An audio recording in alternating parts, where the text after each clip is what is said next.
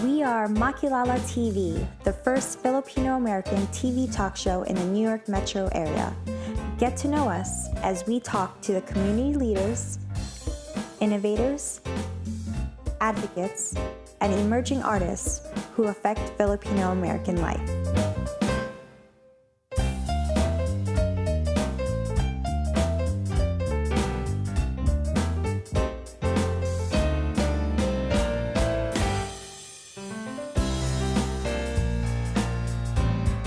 My name is Cristina Pastor, and I'm glad to be back at Makilala and glad to be rejoining my co-hosts, Jen and Rachelle, via Zoom telecast. Hi, ladies. I've been away for a year, now coming into a situation that is dire and uncertain. There is a public health pandemic in the world. People are dying. Countries are shutting down. The economy is idling, all because of a bizarre and sneaky virus known as COVID-19. Today, our guests are at the center of this massive crisis, one who survived and the other who provides care. Dr. Chris Cueto, President and CEO of Herald Square Chiropractic and Sport, was treated for COVID-19, and that's when he began to experience excruciating pain all over his body. He was coughing, he was delirious, he had shortness of breath. The worst part is having to isolate himself away from his family and not being able to hug his son. Thankfully, Chris is on the mend and is joining us today to tell his story. MaryAnn Gonong is an ICU nurse at North Shore University Hospital in Long Island. She has treated numerous COVID patients. She has seen the typical and the worst cases and must have witnessed so much suffering from patients and their families. Filipino nurses like MaryAnn are at the forefront of the worldwide response to COVID. On behalf of Jen and Rachelle, I'd like to welcome Chris and MaryAnn to Makilala. Thanks for coming down to your living room and joining us. Chris, let's start with you. How are you doing now? Are you now able to hug your son? Yeah, we're out of isolation now, so all families joined together now, thankfully.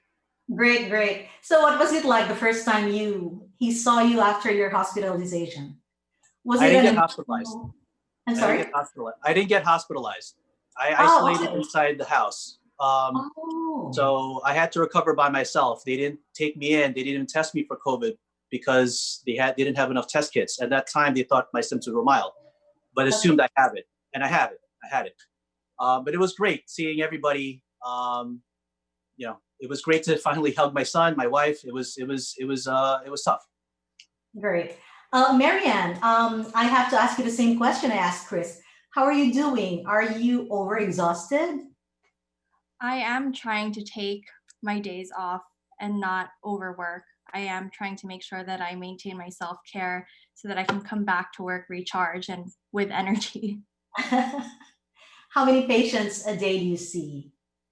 Our census is a bit lower now, so typically we have 2 to 3 patients. There was a time where we had 3 to 4 critical patients. That was tough. A day? Is that a day? A day. When you say critical, is that like people on ventilators? Are they like having trouble? Are they in like the brink of death? Like what does it mean when it's critical? So critical patients, we are taking care of patients on ventilators, patients who are on certain medications that are continuously infused that maintain blood pressure, for example. So they do need close monitoring versus being on a regular floor. The average floor nurse may have up to 7 or 8 patients. Yeah. So Chris, just a quick question. Do you remember how you got infected? Do you know? I don't know. I don't know if it's from one of my patients or it could have been from commuting in the train or in the station. So it's really hard to trace. We took a lot of precautions in the office as it is, wearing the PPEs. I haven't gotten any word from any of my patients with any symptoms. So it could have been from any public place, whether it's a train, the station, the grocery store, barbershop, who knows? And Chris, you're like really at the epicenter. You're in Herald Square, your office, right? Yeah. Chris, you didn't go to the hospital. So you were at home, but how were your family affected also? Yeah, my wife also got infected, but she's also a nurse working with COVID patients too. So she contracted it. She's also recovering too. So she recovered. So we all reunited. I isolated in the house. As soon as I felt symptoms, I had a fever. All precautions, went straight to one of our guest rooms, isolated there. Didn't come out unless I had to use the bathroom. That was it. That was for 2 weeks. So who was taking care of your kid? What's that? Well, who was taking care of your kid? My wife at some point, but then when we were both sick, he learned how to become independent. We had to prepare certain things, his food, his schoolwork. We had to wipe down the computer for him to log on to his Zoom classroom meetings, which is like 40 minutes. But he learned how to become really independent for a 7-year-old, and it was tough. None of us could really have any contact with one another. We were all separate bedrooms. Did he understand what was going on in the house? Yeah, he understood. As soon as he saw me wearing a mask and he was with his cousins, he said, "Oh no, Daddy's sick. Does he have COVID?" That was his first reaction. He didn't say that to me until much later. But I said, "Yeah, I had coronavirus." So does Mommy. Yeah, that's amazing that you guys were able to do that. I actually have a question for MaryAnn also. How do you not bring all that frustration back home? I mean, not really frustration, but whatever emotion you have from dealing with COVID patients and going back to your own home. I think many nurses, hospital workers, doctors, they do bring it home. While you're at work, it's very task oriented, but when you come home and you have that moment to decompress, oftentimes it does hit you in waves, but you just feel the emotions, work through the emotions, and accept what's going on. MaryAnn, you had a tough situation too, because you're switching between different households because there's people that are immune compromised. So you don't want to, infect or share all the things that you possibly could share with them. How do you deal with bouncing different places to live? Well, coming home, it's, I come home in different scrubs than I wear during my shift. Even those scrubs get thrown right into the laundry. Doors are already opened, so I'm not touching anything. And after the shower, I also isolate in a bedroom. And so when I come home to my fiance, at this point, we've had so much contact together. We just hope that I'm not bringing anything home otherwise. And also just monitoring the temperature, monitoring my own symptoms. And that's what I've been doing. What is the feeling like for a nurse when one of the patients die? In the moment, there's so much going on because you may have one patient who is dying, and then you have another patient who is still critically ill, who you still have to manage. And so in that moment, I don't feel all of the emotions, but when I get home, I usually let everything sink in. I've gotten nightmares of scenarios. I do get stress and anxiety, and just heartbroken because you realize that when one patient dies, it affects so many more. Just like with you, Chris, it affected your son. It affects your son's friends and family members. There's a ripple effect. Chris, how does that affect you and your family and your friends? Other than not being able to see and feel and hug your family, has there been any other impact that you did not foresee? I'm sorry, I couldn't hear. Was it for me? Yeah, for Chris, yeah. There's a lot of impact. We all know this already. First and foremost, we can't see family members. For example, my mother-in-law, I consider her my mom also. We can't be around her. She's in her 70s, also high risk. She used to take care of Lucas, my son, and my other nieces as well, but we stay away. So it's tough.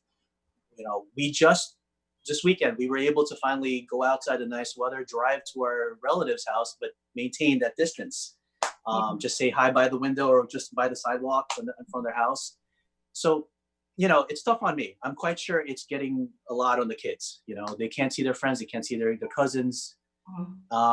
And one of the things we're doing is talking to him and expressing his feelings.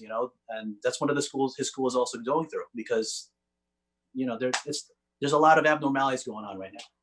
I think that's one thing that we don't really talk much, is that how this affect this virus, this pandemic affecting the mental health, not just of those who are sick, but the children. So how do you, aside from talking to them, your kid's only 7 years old, but does he open up and say, "Oh, I'm feeling sad"? What do you tell him? Well, for kids, they don't. A lot of them don't know how to express yet, but we spend a lot of time with them. After recovery, we're able to finally spend time with him. It was tough because he was by himself for 2 weeks, at least. I can't even imagine how he had to go through that, because he was by himself. So I know it's affecting him, but the best we could do is that now that we've recovered, hopefully recovered. Well, I'm negative and I'm positive with antibodies, by the way. We spend time with him. We talk with him, give him reassurance that everything can be okay. It will be okay. But if you're frustrated about something, if you're getting, if you're sad, don't hesitate. We're here for you. That's the best thing we could do. Chris, as a recovering patient, are you in the process of donating plasma? And what is that procedure like? Can you explain that to us? Yes, I am donating plasma. That was my biggest goal as soon as I recovered, because I think that's one of the best ways for patients to recover. First and foremost, the CDC guideline, I believe, is that you have to test positive for the diagnostic test. The problem for me is I didn't have that test because they denied it. They didn't have enough kits for a lot of people going through symptoms. Okay. So I signed up through I'm part of another group called Survivor Corps. It's a Facebook group. It's for all the survivors. So I was able to get an approval from SUNY Downstate. They're now starting their plasma study. Okay. So as for the questionnaire, I came in last week. They did test me for COVID-19. I'm negative. They also did a blood test for me for the antibodies, and they said I have like 6,556 out of 10,000 antibodies.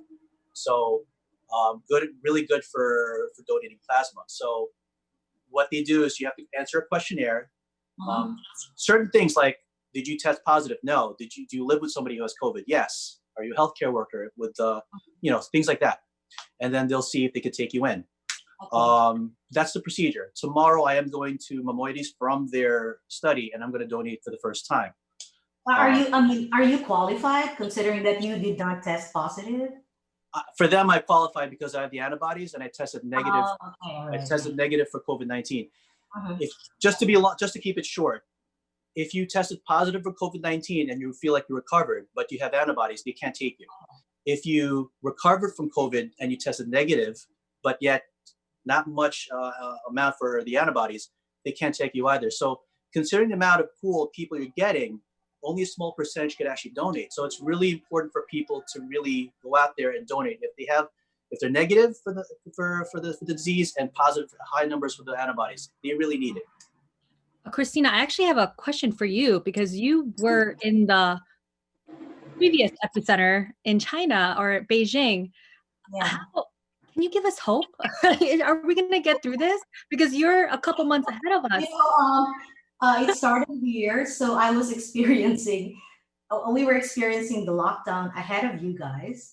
So when we were experiencing the lockdown, you guys were having a nice time, and then all of a sudden, the situation here has improved somewhat, and what we were experiencing, you are now experiencing. So we sort of changed places at this point. Mm-hmm. So right now, what China is trying to guard against are travelers coming in and out of the country. Mm-hmm. So they're very strict with travel. But it's essentially under control for now. We can go out. We used to really just stay home, but now we can go out maybe once a week to do some grocery shopping. Are restaurants open yet? Restaurants are open. The malls are open. Yeah. Oh, wow. I think restaurants are essential. As I was telling people, the Chinese people, they're so used to ordering food online, groceries online. So when the whole thing shut down, they could still continue to manage to find food, get basic necessities because they do it online anyway, even without COVID. They were doing it as a matter, it's part of their lifestyle. So Thank there you. was not a lot of investment in that sense. So, Chris, I have another question. Yeah. If you donate your plasma, how many people are going to benefit from that? That's a question I haven't got an answer either. From what I know from the studies that they and again from the group that I'm in, first of all, they need your blood type. It has to be specific to your blood type. So for me, I'm type B positive. B positive. So if somebody is suffering with B positive, and I think what they're doing now is they're using it on people who are in critical or severe condition, on a ventilator, no multiple organ functions, a failure at least at this point. I think that's what they're doing. From what we're hearing anecdotally, it's been working. I mean, I know there's other drugs out there that's coming out. You know, we're hearing all this in the news, but at least from what I'm hearing, all the antibodies coming in and being transfused, it's been helping a lot of patients. That's anecdotal. I don't know. Again, for somebody else who also works in the hospital, they could firsthand see it better. I have seen patients with signs on their bedside that say that they're part of a plasma study. Or, like you said, Chris, critically ill, but without multi-system organ failure. So they do have a good chance to recover. Once on a ventilator, there are statistics upwards to 70 to 85% of a mortality rate. And so there is a small window. But from what I see with those plasma patients, again, very small amount of people that I've seen myself, but perhaps hopeful, but it does seem that it is improving their status. MaryAnn, what do you wish other people who are not working the day-to-day in the ICU shift, what do you want them to know about your experience? Because there's so many people that are like, the hospitals are fine, they're not overcrowded, we can still go out. So in the hospitals, we have lowered our census. We've canceled elective procedures to make room for COVID patients. So although we don't have hospitals that are completely overcrowded, the patients who are there are extremely sick. And they range from all ages in adulthood. People who have many medical conditions, prior medical history, to no past medical history at all. And we've seen patients die. Again, it does not discriminate. So it's heartbreaking for people to not understand the gravity of this disease, the disease process itself. We're now learning that it's not just a lung disease, that the virus spreads throughout the blood and it affects other organs. We're seeing young people die of strokes, blood clots throughout the body, and there are still so many questions that we don't have answered. Yeah, that's my next question, MaryAnn. What is the biggest misconception people have about COVID-19? Definitely that if you're young and healthy, even if you contract it, you'll be fine.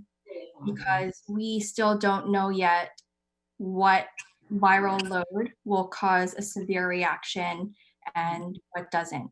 People don't know who they're in contact with, what they've been in contact with, how much of the virus is actually in their body, and how their body is responding to it. So the biggest misconception is that I'm young, I'm healthy, I'll be fine. Because we do see so many people recover. A lot of people don't see those who unfortunately never do. But you said there are a lot of people who recover, right? So people who get sick, we want them to not just go from the mindset of I'm going to be sick and then I'm going to die. I know there are people who die. A lot of them have already died, but the recovery rate is also up. Is that correct, or is that also a myth? We are seeing more patients being discharged from the hospital. We are closing down other units that we had used as makeshift ICUs. Those are closing down and starting to convert back to their original unit as well. So the hospital is trying as much as possible to return back to normal function. but it's still a scary thing. But it can come back, right? People are saying it can come back. We are expecting a wave. We don't know yet if people become immune after getting COVID. We know that people make antibodies that can help fight off the virus, but complete immunity, that hasn't been determined yet. With better weather, warmer weather here in New York, we are seeing more and more people heading out to parks. They are reopened. Some people wearing masks, some not, some practicing social distancing, and some not. And so only time will tell if, we will see a surge and a spike in infections again. Cristina, since you are a couple months ahead of us, is there any advice that you have for Americans? Just Americans? We can follow the healthcare people and the scientists. Don't follow the politicians. That's all I can say. Okay. I mean, you guys are starting going out now, right? Yeah. So you guys go out, you guys wear masks. But when I go out, I think I developed a certain, I'm very scared of being in close contact with strangers. So I don't take mass transit. I take a cab all the time when we go out. We take a cab all the time. And when we're in a restaurant, we take a seat, we take a table away from everybody else. So it has developed that in you psychologically. So that's what social distancing has done to me and my husband. So I don't know if there is that kind of mentality among people who are doing social distancing out there in New York. I think they're kind of in denial that that we're going to be in that state. I think people have that automatic, I'm going to go walk across the sidewalk, so I don't. Yeah, I do that. When somebody's coming across, I go to the other side, which is. I think we're developing habits. Natural. Yeah. I think we are developing habits, but there's also other people are like, virus is a hoax and people don't take it seriously, and that's what was really upsetting because they all think that this is just some sort of conspiracy. That's right. And there are also some people who think, oh, if I'm gonna die, I'm gonna die.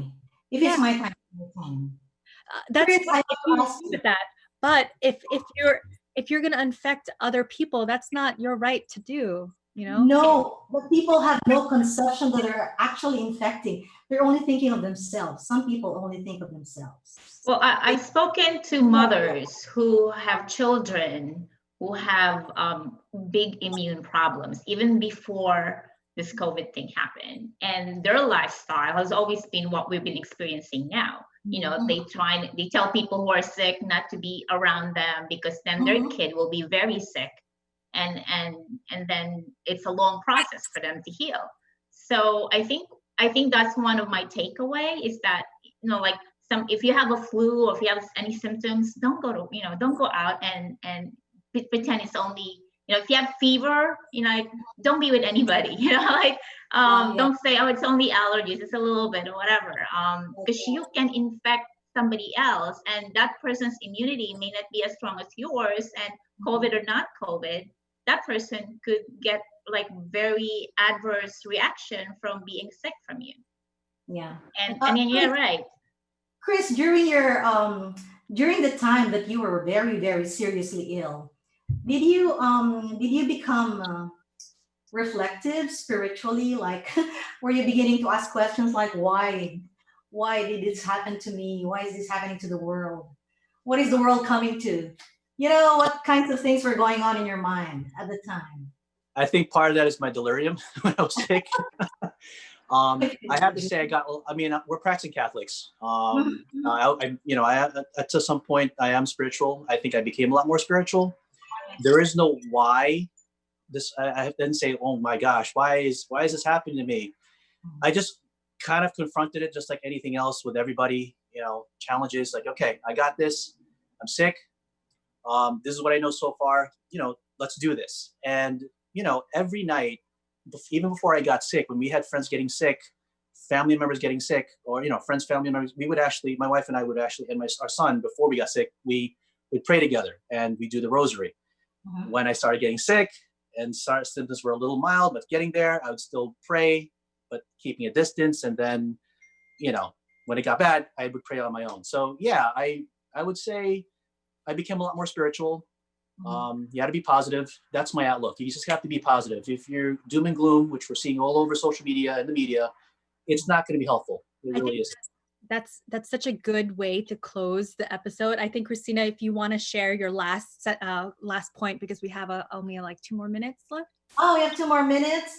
I think we are supposed to be winding down. Before we go, I have a quick question for both of you, Chris and MaryAnn. Chris, when you go out to see somebody not wearing a mask, what do you tell that person? I don't say anything. If anything, we just move away. Most New Yorkers are like that. I mean, as of now, we've seen people wearing masks and they've been pretty good with it. So you have no message for Mike Pence. MaryAnn. No, we're not supposed to talk to politicians, Cristina. MaryAnn, what's your question? MaryAnn, my question for you is, how do you practice self-care? Mentally, emotionally, physically? Eating well, getting enough rest, meditating, talking to friends and family about emotions that I have and not holding it in. Sometimes I do feel a little bit of that doom and gloom, but again, you have to go into work with a positive mindset, with okay, I'm going to tackle this and we're going to get through it. So that's what I've been doing. Yeah, great. Thank you so much. I'd like to thank Chris and MaryAnn for joining us and sharing their stories. There's so much information and inspiring words coming from our guests today, and we hope our viewers will reflect and learn from them. Join us again in another episode of Makilala TV. Thank you for watching.